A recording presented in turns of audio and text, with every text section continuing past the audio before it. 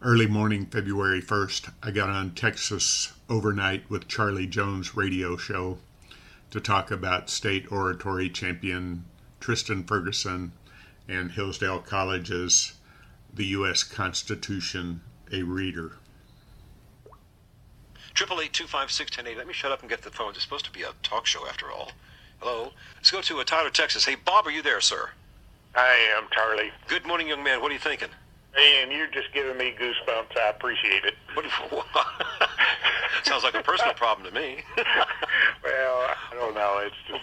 That's very kind of you, Bob. But tell me what you were feeling. What are you thinking? Well, 2 Mondays ago, I took a state oratory champion, 17-year-old Tristan Ferguson, up to Hillsdale College. Oh, cool.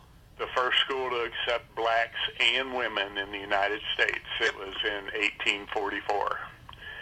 And anyway, I'm not much of a reader, but somehow I went to the bookstore and I ended up buying this 770-page book called The Constitution Reader. Holy cow. And it has, and wow, that's what I said, holy cow, how am I ever going to read this?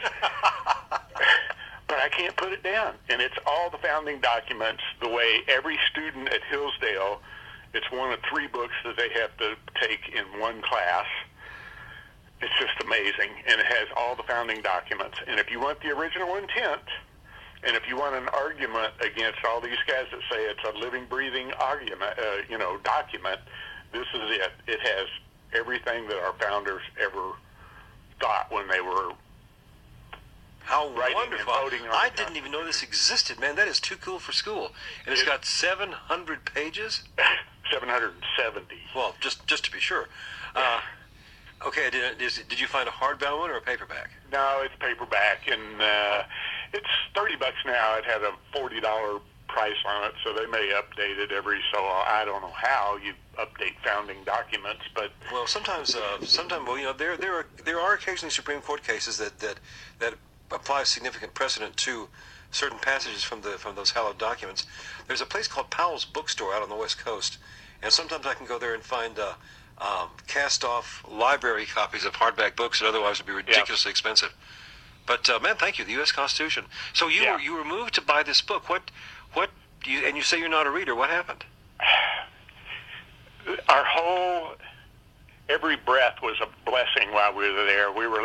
We got there at like 2 in the morning on Monday morning. Cow. We showed up at 9 o'clock. The next thing, we just stumble on the dean of students, who happens to be a black guy, and we're having breakfast with him, and it's just, how does that happen? How do you sit down with the dean of students? Sometimes you're just in the right place at the right time. Every breath was blessed while we were there, and I think part of that was picking up this book. Outstanding. Well, you know what I'm going to do? I'm going to go to Amazon as soon as I'm through here and get me one of these. I've got to read this. Is it well divided? Is it well organized? Oh man, it's just perfect.